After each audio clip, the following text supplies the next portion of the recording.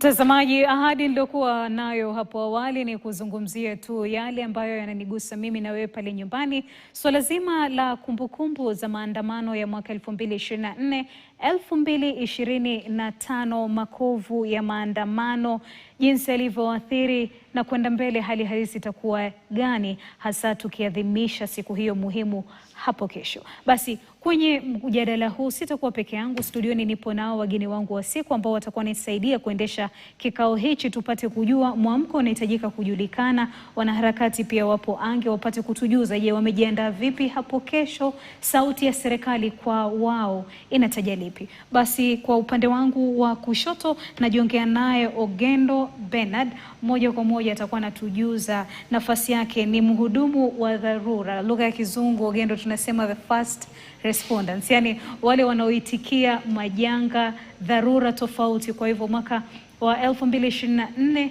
alikuwa kati ya wale waliokuwa wanafika wa kwanza, mtazamaji, kuwasaidia walioathirika wakati wa maandamano na fujo zilizokuwa zinashuhudiwa katika sehemu mbalimbali nchini. Basi katikati tupo naye Mwangi Irungu, ni tabibu wa afya ya akili. Hujambo Irungu, natumai uko salama? Sijambo. Asante sana kwa kufika. Maanake nafasi yake ni muhimu sana hii leo, atakuwa anatujuza.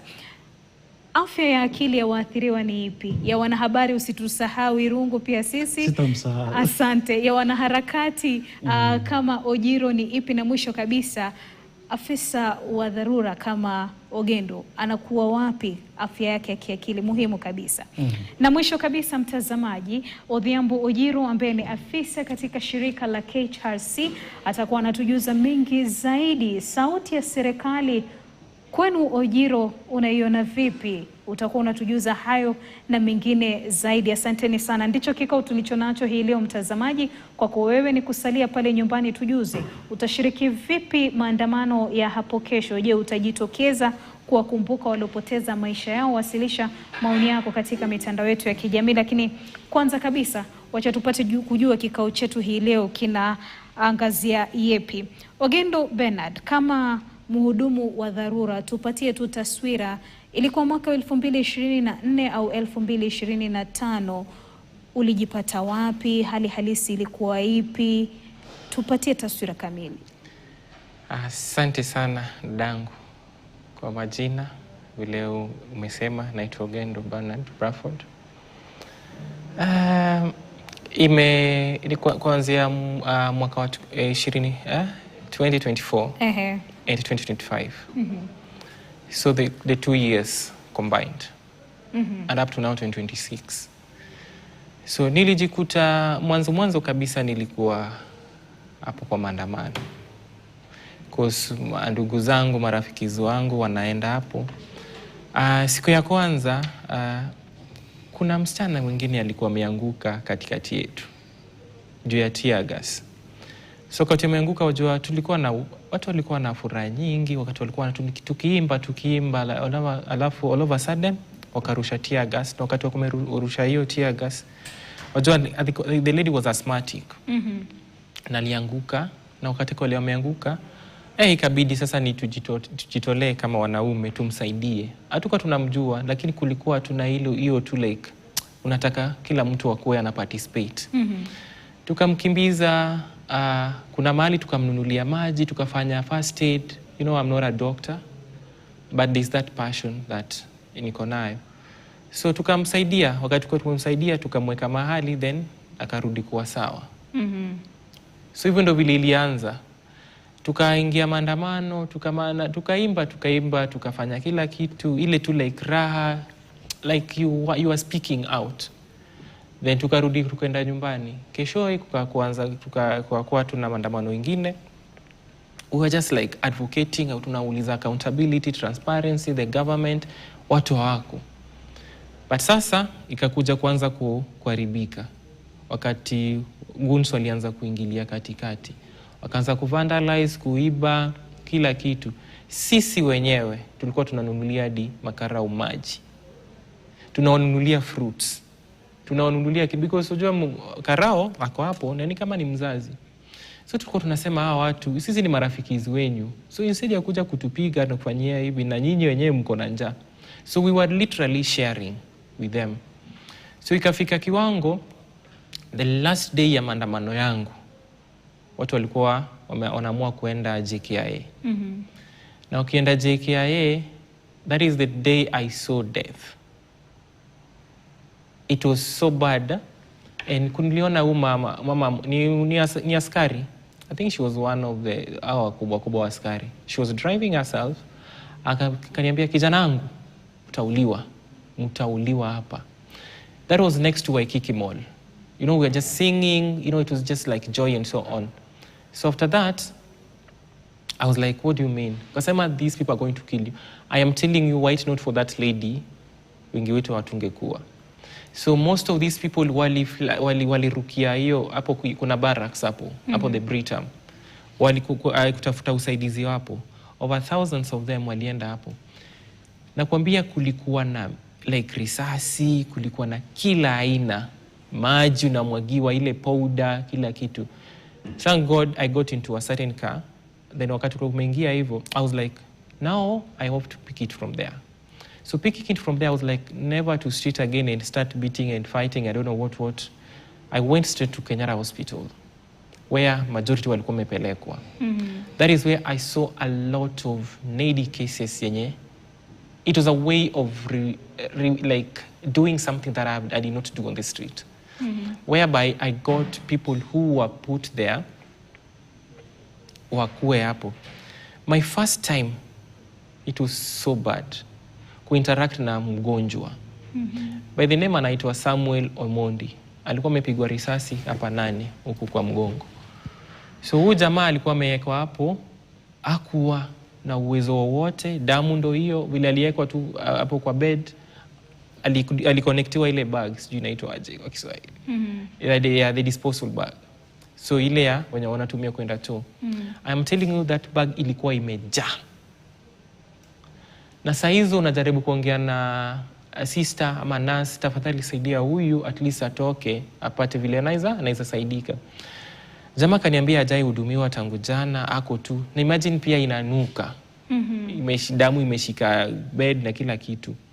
So mimi mwenyewe sikuwa na gloves, sikuwa na mask. Nikasema hata kama ni ugonjwa, wacha nikuwe mgonjwa, but at least nisaidie. Msaidie yule ambaye anaumia. Nimsaidie. Kwa hivyo uliweza kumsaidia? Nilitoa hiyo disposal bag, nika disconnect, nikamwaga mkojo peke yangu, nikarudisha. Vile ilikuwa hivyo. Hiyo siku kulikuwa na vurugu sana, tukauliza mbona sasa amhudumia watu. Kwani walifanya makosa gani? Because you cannot be a doctor, you cannot be a nurse when there is no patient. Labda nikukatiza kidogo Ogendo, ulisaidia watu wangapi katika hospitali ya Kenyatta ambapo ulikuwa na mrundiko wa wagonjwa ambao wakusaidika? I can tell you over 50. Yes, I call them by the names. Over 50. Asante. Shikililia kwako. Tutakuwa tunarejea kwako Bernard. Ni mhudumu wa dharura mtazamaji. Anasema ana uzoefu wa aina yake, lakini nikisonga kwake Mwangi Irungi, tabibu wa afya ya akili. Kwa waathiriwa, nafasi ambayo anajipata mtu kama Ogendo, akili yake ni kipi ambacho kinazunguka? Maana yake unamsikia jinsi anavyoeleza, na tupo miaka 2 baadaye, na ni taswira ni kama imetokea hapo jana. Inamweka wapi ambaye anajipata katika njia hii? Naam, katika hii kazi yetu ya saikolojia ama kupatia watu ushauri, huwa tunapatana na watu kama Bernard kila siku, na pia wale ambao ni waathiriwa katika hii mambo labda ya maandamano ama pia kwa huwa tunaita disasters. Na wakati ule hiyo kitu imetendeka, ama umeshuhudia mtu ambaye amekufa, umeshuhudia mwingine hana mguu, pia mimi ni first responder to an extent.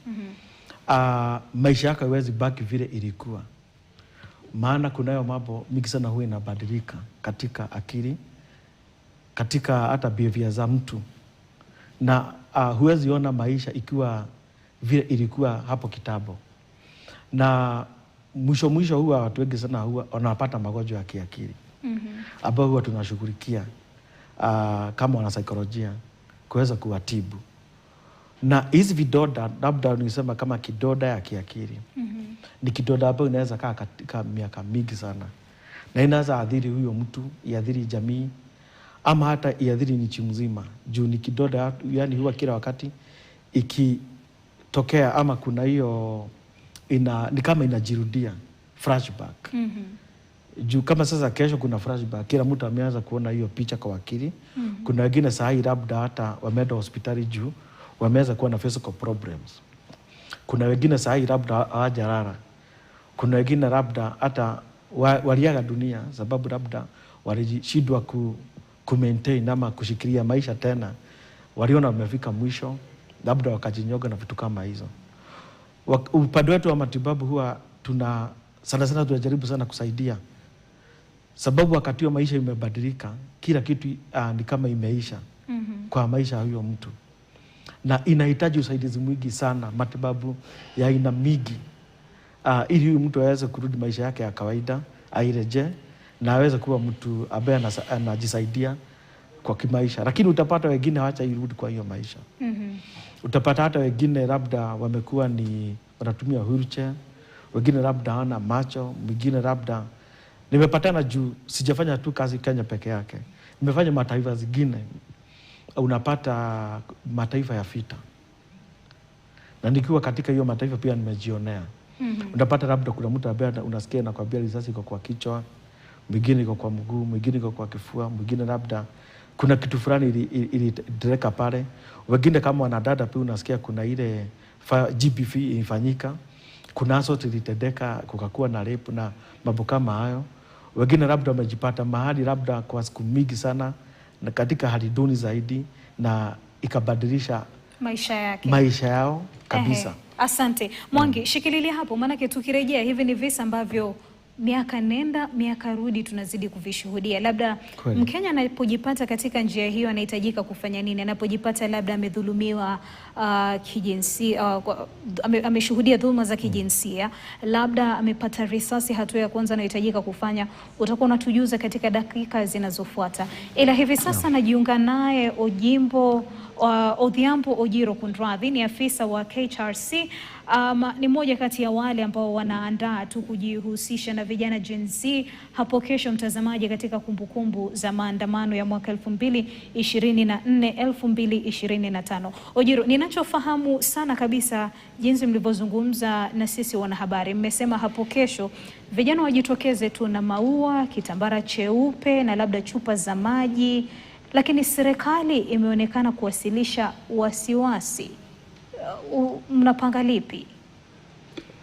Sisi kama wanaharakati na pia kama wale maofisa ambao wanafanya kazi za kusimamia masuala za haki, kwa sababu unajua kwamba hizi maandamano ambao zimefanyika hapo awali, nilikuwa afisa masuala dharura na nilikuwa nafanya kwa niaba ya mashirika zaidi ya 10 kama the first respondent ambaye alikuwa ana escalate hali vile iko nyanjani, na pia to give guidance in terms of what needs to be done in terms of medical assistance, legal support, or even just engagement with the relevant agencies. Na pia tulikuwa pia tunaangazia the security situations. And then we are able then to advise on mechanisms. Kwa hivyo hali si tofauti, sababu tuko na lengo. Na lengo hili ni kusimama na jamii na familia ya wale wenda zao waliaga.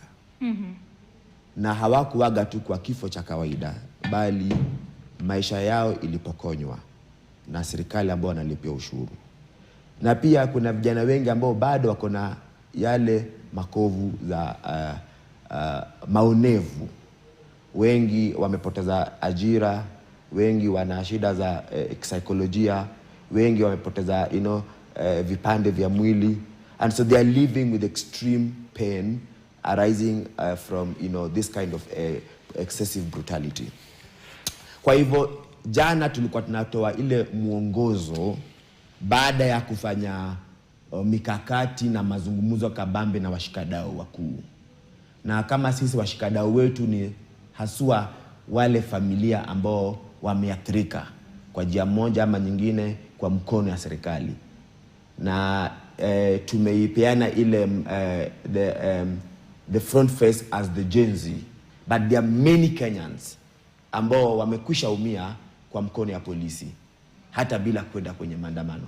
Kila siku polisi anaua vijana, kila siku polisi wanafanya maonevu. Kwa hivyo hii jamii nzima ya watu ambao wameumia kwa mkono ya taasisi za usalama wanadai haki. Kwa hivyo jana ilikuwa tu ni kurai wa Kenya wasiingizwe uoga na serikali, sababu serikali inaonekana inataka watu wasahau haraka ili waendelee na siasa. Na sisi kama wale washikadau tulikuwa tunasema kwanza tunajitokeza kimasomaso kwa njia zote kwa mujibu wa sheria kufanya tuseme kama makumbusho to celebrate the lives of the heroes. So we are coming to commemorate, tuwakumbuke wa Kenya na dunia isiwasahau ama wasahau yale maonevu ambao walifanyiwa. Na katika ukumbusho ama commemoration inaweza fanywa na aina kadhaa. Aina moja ni walk, people to do a procession. Aina nyingine ni watu kufanya mazungumzo kwenye kuzingatia vipengee za katiba ambazo zinalinda haki za kimsingi.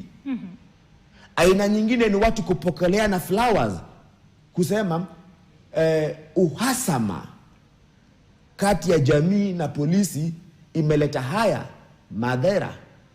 Kwa hivyo sisi tuondoke na tuonyeshe upendo kwa kupokeleana flowers as a show of love. Let's share love because we are all Kenyans regardless of where you sit or what you do. Ya pili ni kuonyesha kwamba sisi kama Wakenya tunahitaji amani. Long lasting peace starts with the small peace. Kwa hivyo ni tukasema tujitokeze na handkerchiefs nyeupe. Let's wave them to show we believe in peace and we want long lasting peace. Na nyingine tukasema sababu tunajua vizuri kwamba hatuwezi kuwa na real reparation program vile serikali inasema. We have tentacles or frameworks that then guides what we call reparation. Na si kitu ambayo imeanza na Kenya. Rwanda wamekuwa katika hali mbaya kutuliko. You remember? Na walienda hiyo njia ya reparation. Shikililia hapo Ujiro, manake tutakuwa tunafikia swala hilo muhimu sana ambalo tumeona awamu ya kwanza ya kutolewa kwa fidia. Hatimaye tumesema inatarajiwa, serikali imesema inatarajiwa kuanza rasmi hii leo. Watu takriban 348 wanakusudiwa kupokea kima cha shilingi milioni 448. Lakini kabla hatujaangazia hayo, hapo kesho, manake umetaja aina tofauti, kinachohitajika kuwasilishwa wazi ndo Wakenya wapate kuelewa. Je, ni maandamano au aina gani ambayo mnakusudia kuifanya hapo kesho? Ndio maana jana kama viongozi, wajua sisi ni viongozi. Wewe ni kiongozi. Yule ndugu yangu pale ni kiongozi. Na sisi ambao tunajihusisha na shughuli mbalimbali ya kutafuta haki kwa waathiriwa. Tumesema sisi tutachukua ile mstari wa mbele kuhakikisha kwamba vijana hawa ama waathiriwa hawa hawajasaulika. Ndio maana tukasema June 25th tuifanye ikuwe a public national holiday katika hiyo commemoration. Na hiyo pia itakuwa ni moja ya hoja ambayo tutakuwa tunaeleza serikali kupitia vyombo tofauti tofauti. Tutakuwa tunarai serikali ikiongozwa na Rais William Ruto akubali aifanye June 25th kila mwaka ikuwe a public national holiday kukumbuka our heroes. Ya pili, kesho tutakuwa tunajitokeza vile tumesema kwa wingi na tukatua ile taratibu on matters of safety and security. Usitembee peke yako, kunaweza kuwa na adui karibu. Let's work as a team, let's work in units kama utaratibu. Ya pili, vijana na Wakenya wajitokeze na smartphones to give real time location, to document what is happening, to share love, to give words of accountability, to push the government to respond with justice. Jambo lingine ambalo tukasema pia na ambayo ni ya muhimu sana ni kwamba Wakenya watekeleze katiba. Na kutekeleza katiba inamaanisha usidhulumu Mkenya mwenzako. Kwa hivyo vijana na familia watakaotoka nje pamoja na waandishi wa habari kutekeleza majukumu ya katiba, Article 37. Tunasema pia na serikali pia itekeleze katiba. Asante. Kwa kurespect the rights and freedoms of those Kenyans. But on that note again, tumesema vizuri, we've worked closely with the religious leaders. Sababu vijana ni vijana. Na ambayo tukasema hatuwezi fanya shughuli peke yetu. We are working closely with the religious organizations and leaders. Ituongoze katika shughuli za kesho. Wafanye maombi kwa wale waathiriwa ambao bado wako hai na zile familia ambao walipoteza watu wao. And in that context, we believe kutakuwa na sobriety. Na ndio maana tukasema kesho tunaomba wale wauni wanajijua. Wawe ni politicians ambao wana nia mbaya, wawe ni goons, wawe ni polisi ambao wana desturi na tabia ya kutekeleza dhuluma. Tunawaomba kuheshima. Leo ni sisi tumeathirika, kesho inaweza kuwa ni wewe. Tudumishe amani, tueneze upendo na tushirikiane kama nchi moja, sababu lengo kubwa ni sisi tusonge mbele kama jamii. Hatuwezi songa mbele kama kuna uhasama, hatuwezi songa mbele kama tusemeani ukweli, hatuwezi songa mbele kama komesha maonevu na dhuluma za haki. Asante. Ojiro, ni muhimu sana tutakuwa tunaangazia tena swala zima la wahalifu wakati wa maandamano. Je, mmepata nafasi ya kuwatambua? Manake sio mara ya kwanza, sio mara ya pili. Lakini hivi sasa niruhusu nirejee kwake Ogendo Bernard. Ni mhudumu wa dharura ambaye alijionyea na anasema wakati huo aliweza tu kuwasaidia watu takriban 50. Ogendo, nikija kwako, wakati huo na kufikia sasa afya yako ya akili imekuwa vipi? Na pili, hapo kesho unajiona labda utarejea tena kuwasaidia wale watakaojipata katika hali ambayo si sawa, wanahitaji huduma za dharura? Asante sana tena kwa swali hilo. Well, sijui nitasemaje kusema hali yangu ya akili imekuwaje. I can tell you it has been really, really traumatizing. Kuna time nilikuwa narudi nikitoka hospitali. Najikuta ni kama natetemeka tu. Sijielewi because umeacha huyu leo ni kama kuna siku niliingia Kenyatta Hospital. Vijana kama 5, around 10. Wajua sasa hawangeambia madaktari because kulikuwa na hiyo uoga na hofu. Wakiongea wanaweza kujiwa. So wakaniambia, leo sijalala poa. Kuna mauchungu kila mahali. Wajua wakati umepewa hiyo disposal bag kujisaidia, unaona to us men, kuna a lot of discharges. So they experienced a lot of discharges wakati huo. Na walikuwa wanaogopa nitambia nani. So ni kama 1 week bado. Nikasema sawa. I walked straight to the doctor. And I told the doctor, come on, this is what is happening with these kids. Do you know about it? So unaona kuna kitu tu lazima mtu ajiongelele. Yaani msukumo unahitajika. Yes. Because singekuwa na sukuma hiyo maneno, jambo halingefanyika. Shikilili hapo Ogendo, kunradhi kuwa na kukatiza hapo, lakini tukirejea tutakuwa tunachukulia hapo, utupatie taswira kamili na kinachohitajika kufanyika. Ila kumbuka mtazamaji, una nafasi nzuri ya kuwasilisha maoni yako iwapo utashiriki, ikiwa tu ni kumbukumbu za kuwakumbuka Wakenya waliopoteza maisha yao hapo kesho. Lakini kwa sasa tunapata kopo la maji, tukirejea ni mengi zaidi, usiende mbali. Unexpected.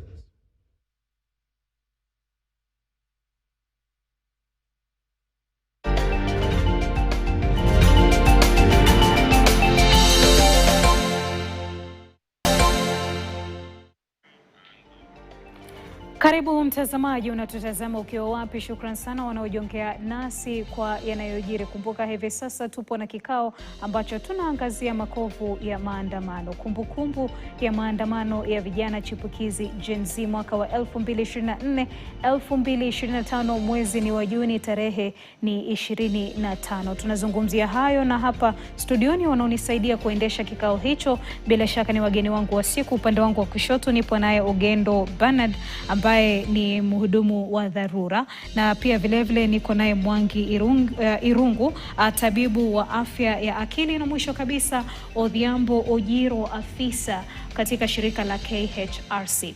Basi tunajaribu tu kuangazia yaliyoibuka awali tu kabla tuelekee mapumzikoni. Ogendo, ulikuwa unatujuza tu kuhusiana na afya yako ya akili, yale uliokumbana nao wakati huo. Je, itakuruhusu hapo kesho kujihusisha uweze kutekeleza wajibu uliotekeleza mwaka huo? Sina wasiwasi ya kuendelea kusaidia watu. Juu wananihitaji. Wajua ile wakati unaona kuna gap kubwa kati ya ule mwenye anahitaji msaada wako na mwenye nafaa hudumiwe, na wewe ndo unaona wewe ndo mmoja mwenye unaweza wasaidia. Mbona ukae nyumbani? Na mbona useme hauna nini, haujulikani mahali? So lazima tu jitokeze uende usaidia watu. Yani, kuna ile la pili ambalo linaibuka. Unahisi serikali au maafisa wa polisi wanaopatia nafasi inayofaa kuwasaidia wanaopata majeraha wakati wa maandamano? Je, wanatoa nafasi hiyo kweli? Sijaiona. Hawatoi kabisa. Vile Ojiro, ndugu Ojiro alikuwa amesema, wajua kuna vile mtu anaamua kusema, wajua hii ni kazi yangu na huwezi kuja kunifundisha kazi yenye nafanya mimi. So askari wanasema, unaona kuna siku, wacha nieleze, kuna siku moja hawa waathiriwa, one of the victims, kuna time walikuwa nataka waliambiwa waende OB. Ukienda kwa polisi akuandikie OB, anakuambia there wasn't any protest here. Hakukuwa na protest yote hapa. So what will you do? So what are you expecting from these people? There's nothing completely that you're expecting from them. So in as much as sisi wenyewe tunawasaidia, hawaoni msaada wetu. Kabisa. Asante. Irungu, kuna jambo ambalo linaibuka hapa ambalo ni chimbuko la afya ya akili. Hapo jana pia tulikuwa na mwathiriwa ambaye alipoteza uwezo wake wa kuona, na anasema amekuwa akitafuta haki. Alienda katika hospitali, kulingana na usemi wake, hospitali ya Mama Lucy, lakini hakupewa stakabadhi zinazohitajika. Akaenda kituo cha polisi cha Pangani, hakupatiwa ile karatasi maarufu kama OB ambayo ataitumia ili kuweza kupata haki. Mwathiriwa anapokuwa katika njia panda ya kutafuta haki na siipate, akili yake ya afya inakuwaje? Huwa sana inazorota, inakuwa wasi. Na kwa hii magonjwa ya kiakili, huwa wakati mwingi mtu anaanzia na shida kidogo, ama ile ya the beginning point. Macho imepotea, mkono na hiyo mambo mengine yote. Lakini asiposaidiwa ama kutibiwa, hiyo shida huwa inaendelea kuwa inaenea. Na wakati mwingine unapata magonjwa mengine huwa inajiongeza juu ya ile shida ya kwanza. Na sasa hii ndio tunapaswa kuwa na lot of dialogue kama nchi, kama jamii. Tuweze kujua vile tunaweza saidia hawa watu. Maana hata ukiuliza ndugu yangu hapa na mwingine hapa pia, utasikia watu wengi sana ambao hajaipata usaidizi mpaka wa leo. Labda hata sio mkono alipoteza ama macho ilipotea, lakini kwa akili alienda kuwa na lot of side effects. Na maisha yake haijairudi pale, hajairudi shule. Wengine labda walitoroka kwa familia. Wengine labda kwa street tu wanazunguka huko. Wengine labda walienda wakaingia ndani ya mihadarati. Wengine walijimaliza na kadhalika. Juu hii ni ugonjwa huwa inaendelea tu kama inaenea na inakuwa worse and worse. Na ikuwe ni mtu tu mmoja. Unajua inaweza kuwa ni baba alikuwa kwa juu kuna baba alikuwa huko. Na pia kuna mama alikuwa huko na kadhalika. Mtu mmoja akiathirika pale kwa hii magonjwa yote ya kiakili, huwa watu wengine ambao wanakaribia na watoto, kila mtu ambaye anahusiana na huyu mtu huwa pia wanapata magonjwa si ya kiakili pekee, pia hata kuna magonjwa mengine ya kimwili ambayo haikuwa, lakini sasa imeletwa juu kwanza mtu ameathirika kiakili. Na utasikia labda kuna high blood pressure imeingia, diabetes imeingia pale. Umesikia labda mtu mwingine amekuwa hasira kubwa sana mpaka anaweza maliza wengine karibu na yeye. Unaweza pata hata wengine labda hata wamekuwa na ile huwa anasema tu kwa quote amepatwa na ile ugonjwa watu nasema ni wazimu na kadhalika. Kwa hivyo ile wakati mtu amekuwa affected na hii mambo yote ya trauma, na nimefurahia sana vile ndugu yangu ametaja juu ya trauma. Juu sasa tunaongea juu ya trauma, na tunaongea juu ya national trauma, tunaongea juu ya family trauma, tunaongea juu ya trauma kila mahali. Hata tumekuwa na trauma si mahali pamoja tu, pia utapata pia kwa mashule, hata ile tumezudia juzi trauma. Juu mtu mmoja pale ameathirika kinyumbani, itakuja tu kama inakuwa ni contagious. Shida hii magonjwa ya kiakili ni kwamba si kama ile huwa tunasema ni kama Ebola ama COVID-19. Hutaona kama inaenea, lakini bali ukikaa na hawa watu inaenea kila siku, na hakuna mtu ambaye anaongea juu. Na tutaongea juu ya vile tunaweza wasaidia kusuruhisha ama wanapokuwa katika hali hii. Tunaweza wasaidiaje watu kama na inahitaji njia mingi sana. Na kwanza tuongee ukweli katika hii jamii yetu ya Wakenya, sababu hii shida ikiendelea hivi, na niliongea mahali pengine nikasema tutapata a traumatized generation kama jambo halitaangaziwa. Yes. Asante. Hoja muhimu sana murwa kabisa inayohitajika kuangaziwa kwa undani. Ni kipi ambacho kinahitajika kufanywa tusiwe na taifa la watu waliobeba majonzi? Niruhusu Ojiro nije kwako. Awali umesema hapo kesho yale ambayo mtayatekeleza yatakuwa tofauti na jinsi yamekuwa yakifanyika hapo awali. Kwanza kabisa mmesema watu wawe na simu ya rununu kuonyesha pale walipo. Pili, pia hapo jana niliona mliwasilisha kuwa mtakuwa na body cameras zile ambazo zipo kwenye mwili, utumizi wa drone kwa lugha ya Kizungu. Labda tupe picha kamili, ni kipi ambacho kimewasukumia kuwa na utumizi wa vifaa hivi? Kabla nizungumzie hayo, I have a very strong background in counseling psychology. And pia nimeenda a lot of trainings because I've been dealing with the trauma victims.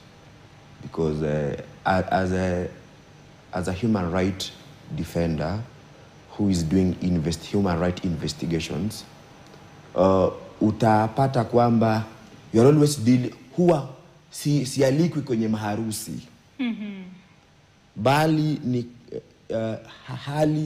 hali za ukeukaji wa haki za binadamu, and most of them are serious violations, ndio huwa inanivuta. So siitwi kwenye maharusi ama show. Kazi zangu ni kurespond kwa crime ama violation. So ukiangalia the experience, na mimi namuonea huruma, na pia inamaanisha inafaa tumsaidie na mikakati. Sababu chenye anapitia mimi nilipitia more than 8 years ago when I was doing my internship at Shimolatewa prison in Mombasa. So the first thing yenye unaona watu ambao wanajihusisha na homicide experiences ama incidents, kitu wa kwanza chenye ameiona inabaki kwa macho yake, inaingia kwenye mawazo yake.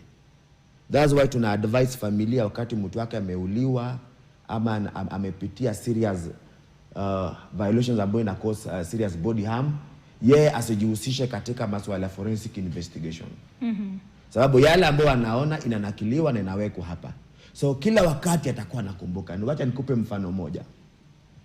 Yule mtu mwenye anaenda katika postmortem ya familia yake ambaye aliuliwa ama alikufa bila kupitia through mikakati ambayo zinafaa apitie, akitoka pale, yale ambayo aliyaona pale wakati mwili napasuliwa, atakuwa akikaa kwake kwa nyumba, anataka kukula, anaona picha za zile matumbo ambayo aliona pale kwa postmortem.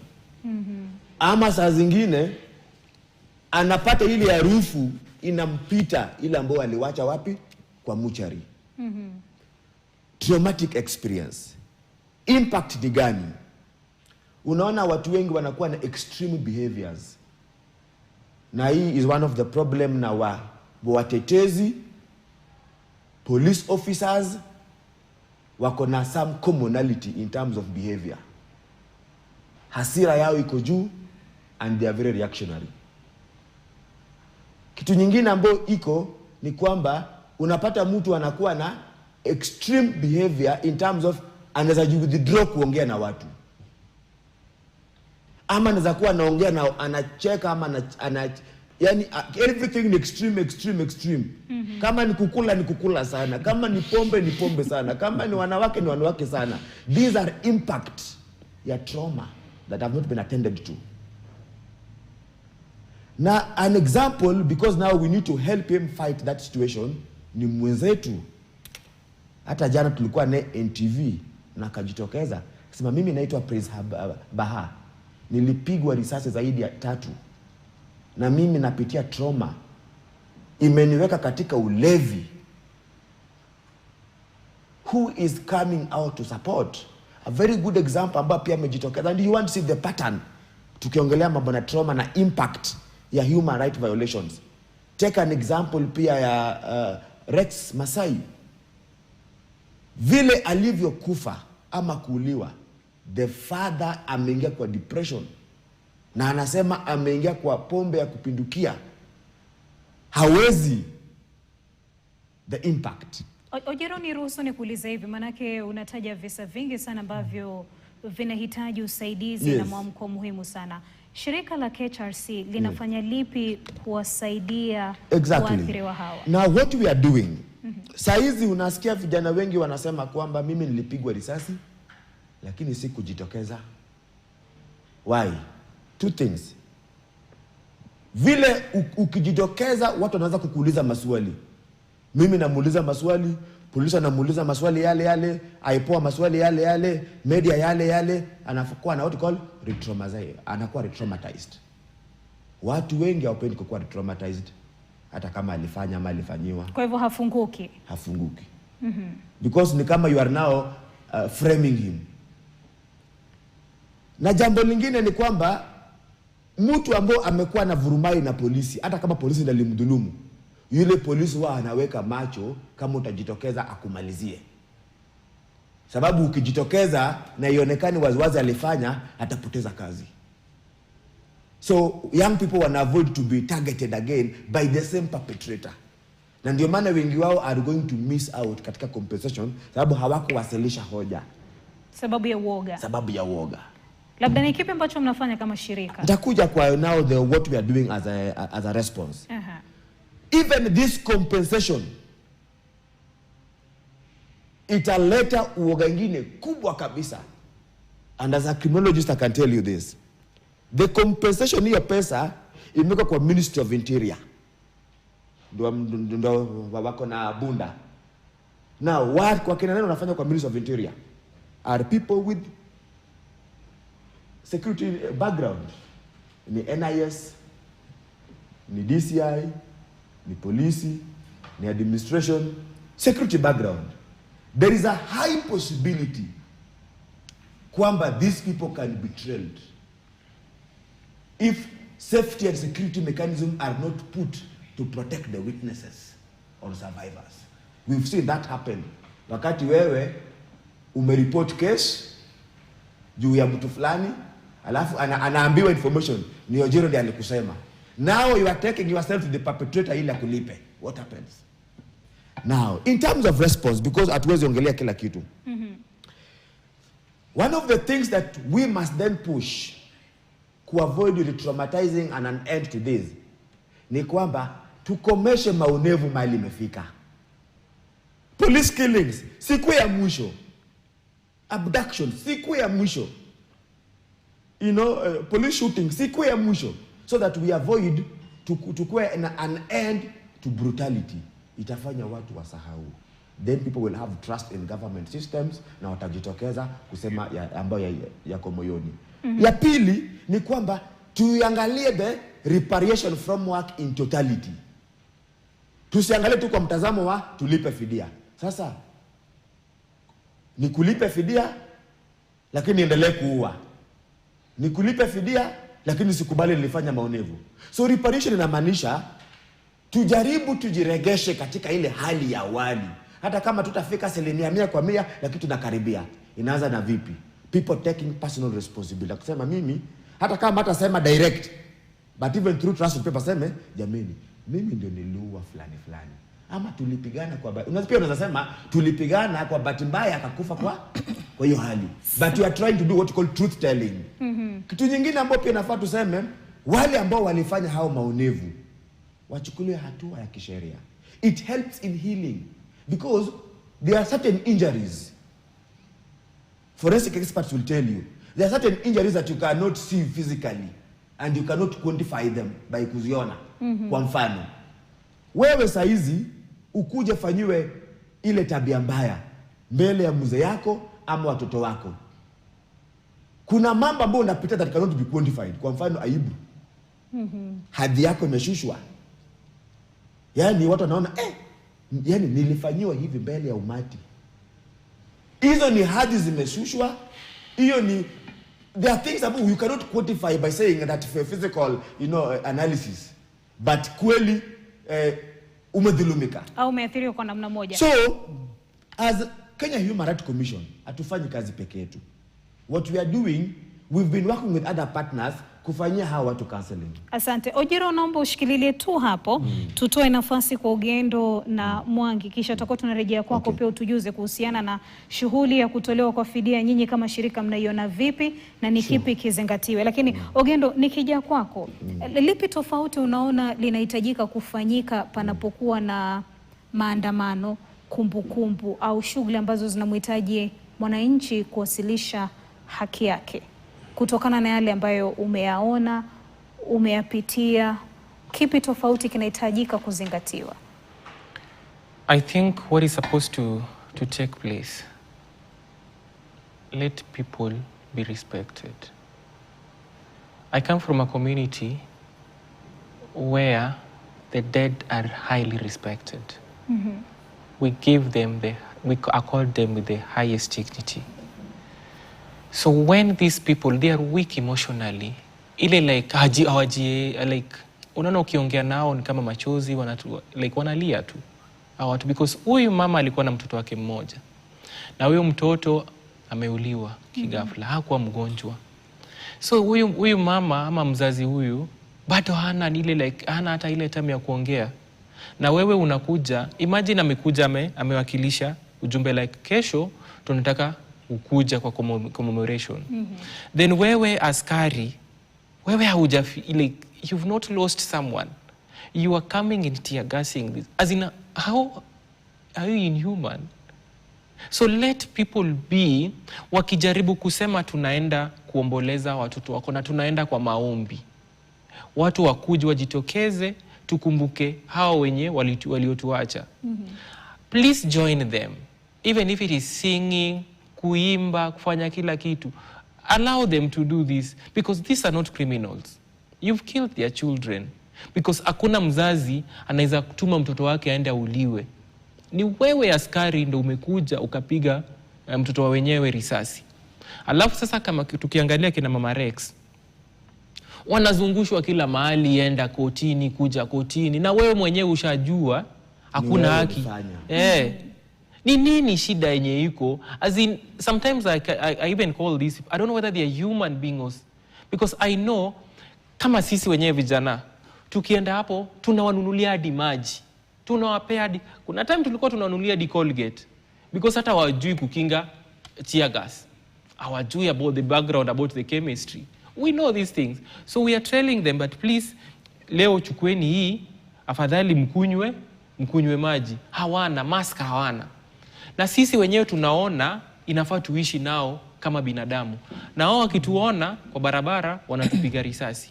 Wanaona kama adui. Na kama kuna adui, si ushike adui umpeleke kotini ama umpeleke huko kwa seli, alafu kesho umpeleke at least ajitetee. You do not have right to shoot somebody mwenye ako na flag. There's something really ilinikasirisha. We were seeing, unaona kama kuna Msomali alikuwa amekanyaga flag ya Kenya.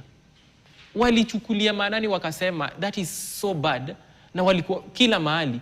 But sasa Mkenya mwenyewe, a youth mwenye analipa fidia zote kila kitu, hiyo the tax, the ushuru na all that, akibeba maji na flag na simu anashutiwa. Kwa nini? We used to live next to Denzel Omondi. The family is still undergoing that trauma up to now. Umeoa mtoto wake, mtu amesomesha mtoto wake hadi chuo kikuu. Before amalize hivi risasi ndio hiyo anapatana nayo. So I think the best thing that should be done, let the police be professional in what they are doing. Let them not be following orders zenye wanapewa na sijui wanapewa na kina nani. Because they are good police wenye tushajua wako. Kuna wengine tu wako tu wakasema yenyewe ni kazi tu tunafanya, lakini kama kuna mama mwingine alikuwa amepigwa, unaona hiyo time ya maandamano hapo CBD. Alikienda alikuwa anapiga majenzi, na wakati alikuwa amefikiwa na majenzi ndio alimsaidia huyo mama Karao. Aya, the same police officers unaanza kurusha tear gas, risasi kila kiholela, na mtoto wako ako hapo. Si uliona? They were all over. Huyo wakati ameona huyu ni kijana wangu akaregesha hiyo bunduki, hiyo risasi mbele ya parliament. Unaelewa? So you never know, because the problem it is, this thing is not something yenye mtu amelipa. Sijui nasikia wengine wanasema they so and so wanalipa agency. This is so organic. No one has paid me. No one paid me. No one even paid the people I know. Sijui kama kina Ojiro wanalipwa, sijui ataeleza. Because one thing that I know, no one pays. It is the problem that una encounter kwako. Pesa yenye uko kwa salary, pesa yenye unapewa ni kidogo sana. Well, pesa si hata kidogo, but sasa the food itself, the household is over 40%. Na unasema the only thing that we can do, wacha tuende tujitetee, tuulize maswali. So ukiuliza maswali, when you are asking for a question, you are not supposed to be met na risasi, upigwe urudi. Call this your son, mwambie by the way ulikuwa unasema nini, at least utueleze. Yes. Atoe sauti ya kusikiza. Ni hiyo tu. Asante. Anafahamika kama Ogendo Bernard, ni mhudumu wa dharura panapokuwa na shughuli za dharura, mtazamaji, majanga au kama maandamano ya mswada wa fedha mwaka 2024 ambayo uliyashuhudia au ulikuwa katika maandamano hayo. Tukirejea, Odhiambo Ojiro atakuwa anatujuza tu zaidi sauti ya serikali hivi sasa ina maana gani kwao kama wanaharakati na yale walioandaa hapo kesho, na pia zaidi Mwangi Irungu atakuwa anatujuza Kenya imekuwa Kenya ya uchungu, wa Kenya wenye uchungu. Unamsikia jinsi Ogendo anavyotaja. Inatuweka wapi kama taifa? Usiende mbali, mapumziko ni mafupi, tukirejea ni mingi zaidi.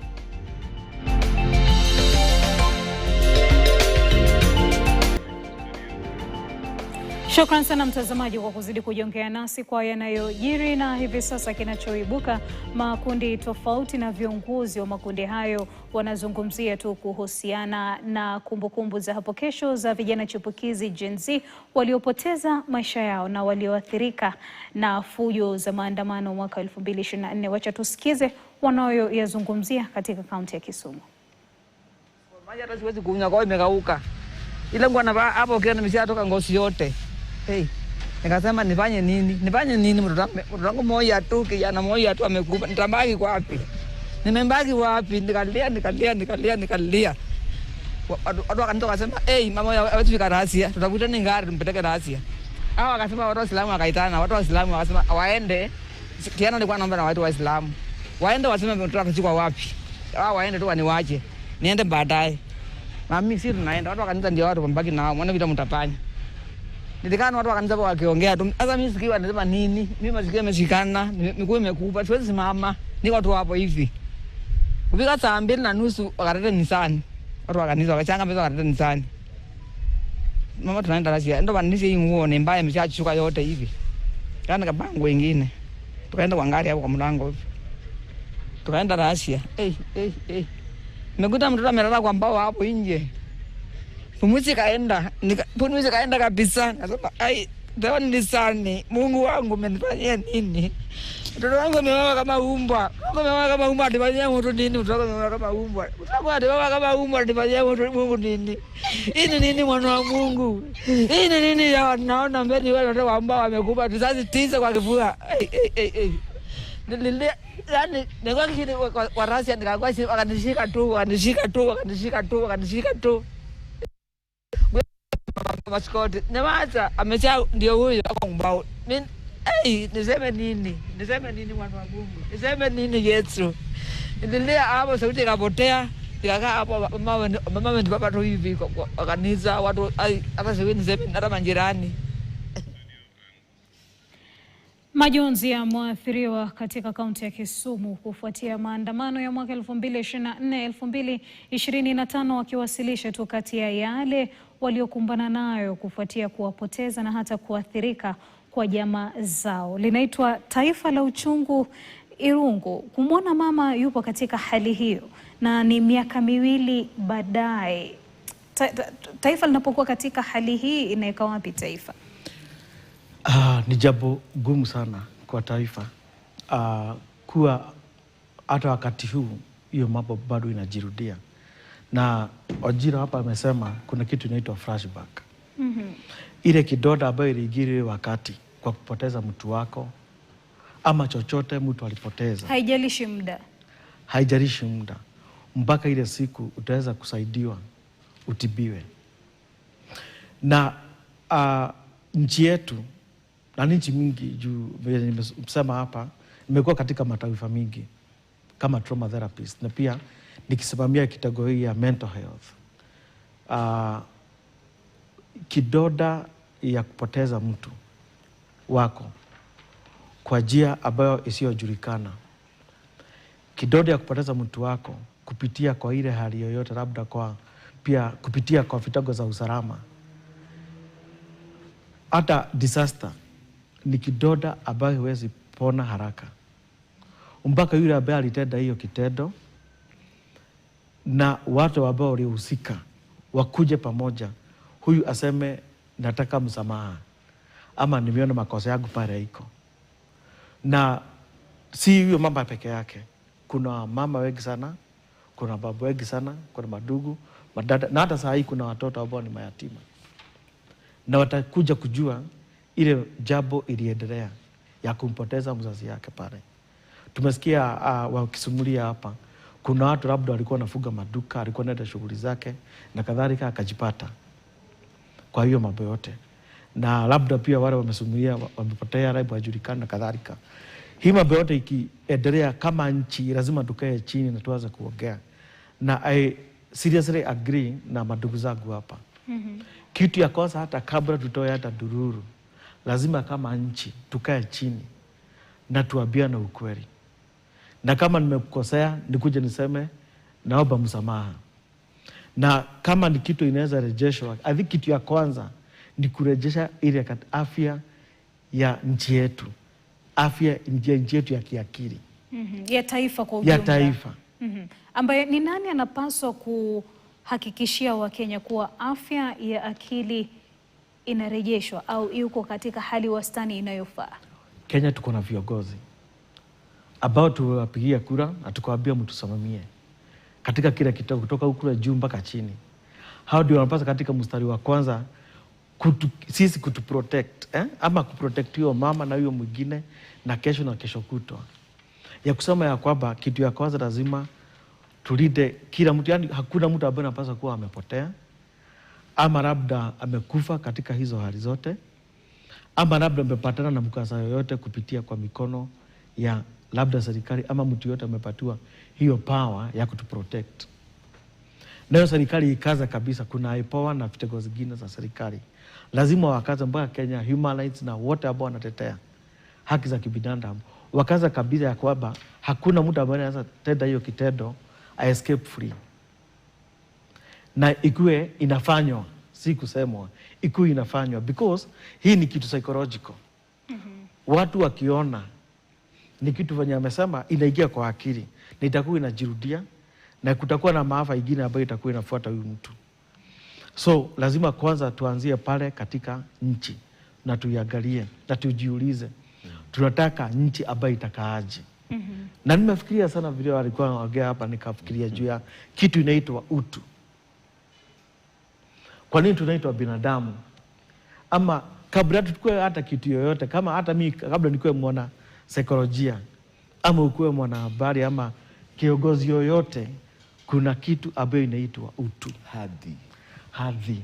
Ati naona hii, najua huyu ni binadamu mwenzangu, Dignity. hiyo dignity, hadhi na kama najua huyu ni binadamu mwenzangu, lazima nichunge sana, sababu kitu yoyote ambayo nitaitenda itakuja kuadhiri huyu mtu miaka mingi baadaye au hata kukurudi wewe. Asante Ojiro, nitakuwa naja kwako. Tupo katika dakika za lala salama, ni awamu ya mwisho, lakini kuna jambo muhimu sana ambalo itakuwa si vyema kama hujalizungumzia. Kama wanaharakati, je, mna imani na serikali, asasi za serikali kama IPOA, vitengo vya usalama? Manake hivi sasa hapo kesho mtajiami na zile mnaziita body camera, drones na mambo kama hayo. Labda ni kipi ambacho kinawasukuma muwe na vifaa hivi? Kwanza kabisa ni kwamba ni wazi kabisa kwamba tabia, desturi, nia ya serikali inaonyesha wazi kwamba this government is extremely becoming illegitimate. Sababu leo rais anasema shoot in the leg. Kesho rafiki yake ambayo ni chair wa security kwa bunge anasema don't shoot in the leg, shoot to kill. Mwingine pia anasema, ambaye ni waziri wake, anasema akikaribia pale police station, kill. Yaonyesha kwamba tayari wamekusha amua kwamba hawaheshimu haki za binadamu, na pia wamekwisha amua kwamba hawatafuata matakwa ya raia, na ya mwisho wamekwisha amua pia hawatafuata kanuni za kisheria. How is the policing done in Kenya? A police officer, unajua kwa nini tuko na katiba mpya 2010, and why do we have criminal justice procedure? Ili ituondoe katika ile dhana ya ukoloni ambayo ilikuwa nafanya polisi ni surveillance officer, polisi ndio arresting officer, polisi ndio investigation officer, polisi ndio prosecutor, polisi ndio judge, na polisi ndio prison. When a police arrests you and thinks that he knows everything and you have got no right to reply, you cannot be presumed innocence. Akikuua amefanya ile kazi yenye wengine wangefanya. That is the police that we have. So having known that, kwamba you police service na this government is rogue and they're operating on impunity, now Wakenya lazima waanze nao to make mechanisms for protection. And part of the mechanisms for safety and protection ni kwamba, can you walk not alone? Ili kukuwe na shahidi yenye mimi nikitekwa nyara, basi Bradford hapa aseme tulikuwa na Ojiro River Road, lakini watu ambao wanaaminika kuwa polisi wamevaa hivi na walikuwa na vifaa hivi walimteka nyara. Atakuwa amesaidia katika the redress mechanism, safety and security. Ya pili ambayo tumefanya kwamba tuilete drone ichukue real time surveillance. Je, mnaona mtakubaliwa kweli? Kivipi wakatae? Na kama watakataa, basi watu ambao tutapambana nao. Nikuulize swali moja. The last maandamano, serikali iliwazuia nyinyi kwenda hewani moja kwa moja, ama ikuwazuia? Did you give in? You stood tall because you are doing the right thing for the people. So as long as we are doing the right thing for our people, as long as we have got good intentions for the people, tutaendelea. Na jambo lingine ambalo tumesema ni kwamba we are putting in support systems. And one of the support system ni kwamba we are working with medics. We are working with frontline defenders. We are working with human rights organizations. We are working with the media and journalists. Mimi, I remember the last protest ya June 2025. Tukimalizia. Mbele ya Nation Center. Journalists were rounded up. I stormed and we saved 2 journalists. You know, so what we are saying ni kwamba tumeweka support system ya kudocument and to report so that polisi yote ambao atapatikana anafanya maonevu, we will be able to unmask. Na pia tumepeana warning, and this one we must go on record. Any police officer who will come masked, hiding the identity, we shall confront. We shall confront and unmask. Because mahakama ilitoa mwongozo. Akasema, if you are going for a public engagement, you are going for official duty, you must be known. Na ya mwisho ni kusema, we are coming in peace. We've already lost our loved ones. Please respond in peace. Ndugu yangu hapa amesema jambo la maana sana. You cannot substitute justice with compensation. That's why we are saying the best way to deal with this reparation, let President William Ruto aombe msamaha ile ya ukweli. Msamaha ya ukweli hautupi kwa podium, kwa public. Msamaha ya ukweli unaomba ukae na waathiriwa wenyewe and their families. And you first behave like a human being, a father, then you become presidential. And you say, Mama Rex, Mama Julius Kamau, I am very sorry. As the head of state, ilifanyika kwa azamu yangu. Naomba msamaha. Jambo la pili that we need in the reparation framework is truth telling. You know, when somebody tells you the truth kwamba niliiba pesa yako, hata kama ulipanga kumchinja, unasema, wewe, next time, sifanyi kitu kama hiyo. Truth telling. Na ya mwisho that we want is to bring an end to the culture of police brutality.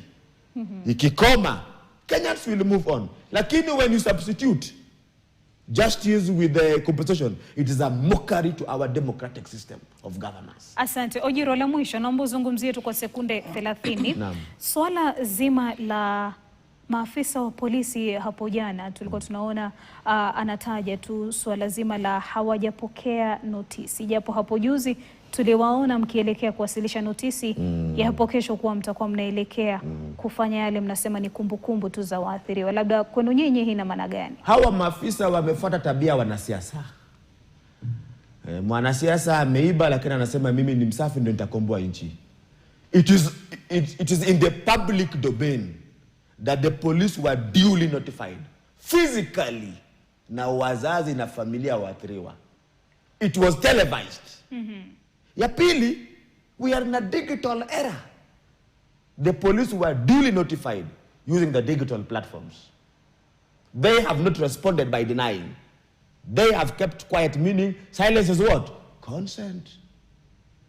Thirdly, it is not the first time ambao polisi wanakana kwamba hawajapokea ama wanakataa kuruhusu. Nani alikuambia polisi ndio kuna mamlaka ya kuruhusu ama kukataa maandamano? Who told you? We are operating in a new political and legal dispensation where we do not, beg the police to accept. We notify and then the police are guided. And we are saying, let the police be guided. Asante. If they are not guided, we shall challenge all illegal directives by the police. Because the people shall. Asante sana. Anafahamika kama Odhiambo Ojiro, ni afisa wa shirika la KHRC. Anazungumzia tu kuhusiana na yale ambayo wataadhimisha hapo kesho. Lakini tukiwa katika dakika za lala salama, naona Irungu dakika moja na Ogendo, sitakuwa nimewakosea. Ogendo, la mwisho kabisa ambalo ungependa Mkenya pale nje afahamu, na pia unapojiandaa kuwakumbuka wale waliopoteza maisha yao na walioathirika, labda ni lipi ambalo unalo kutoka moyoni? In Kenya, kuna kitu, sometimes we misinterpret everything and we take things for granted. Whereby tunasema tuko na police service. I can tell you from where I'm seated, we do not have police service, but we have police force. Because if at all tuko na police service, wangekuwa wanahudumia wananchi. Correct. Right? But what we are seeing, it is a police force, this order we must do. There was a time I was in CBD and watu walikuwa wamezuiliwa, hakuna kukuja, walikuwa wengi hapo sana. They start singing, heckling. Imagine men in uniform, they masking their faces and so on. They start singing and you get. So wanasema ni kama mbona mjajitokeza? We should not be doing that. So yes, that's what sometimes they do. But I cannot forget that they are also good police officers. So can they share these virtues, at least wajue binadamu inafaa waishi. Nikiongelea mambo ya compensation nikimalizia.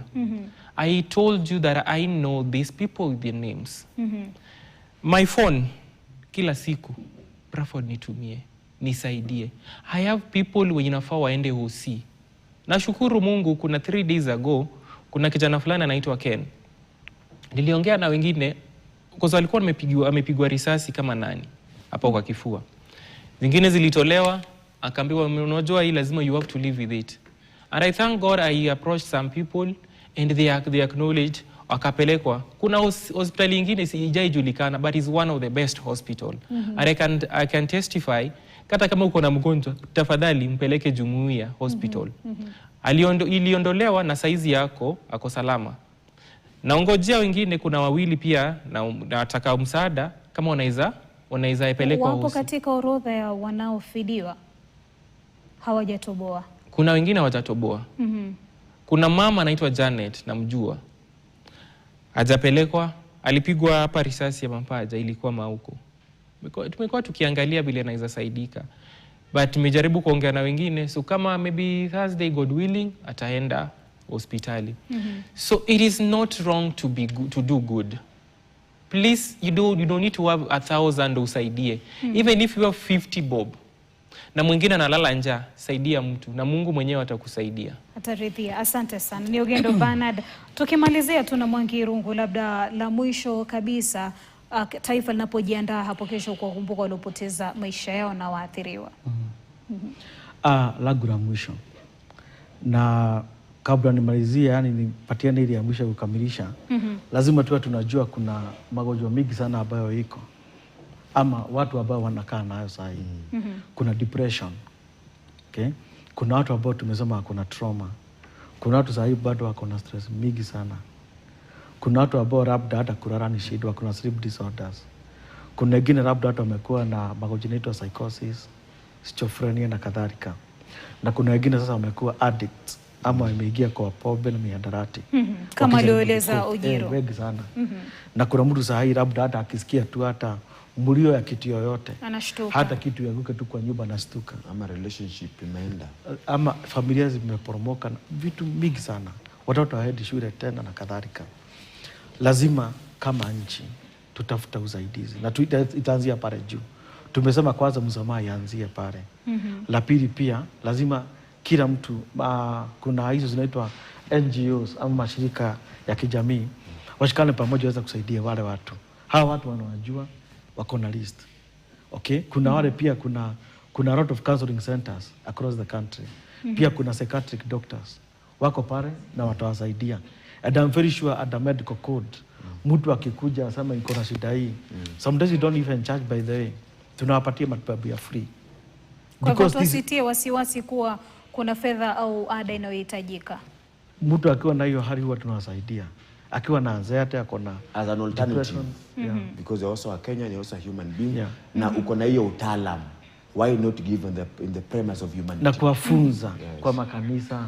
Kama sasa nimekuwa tu kai mwezi yote nikienda kwa makanisa, kwa mashirika, makampuni na kadhalika. Kuwafunza jinsi ya kuweza kutibiwa ama kujikimu kimaisha. Juu kuna self management. Hata watu wa media mkienda huko front line, bado mko na the same issues.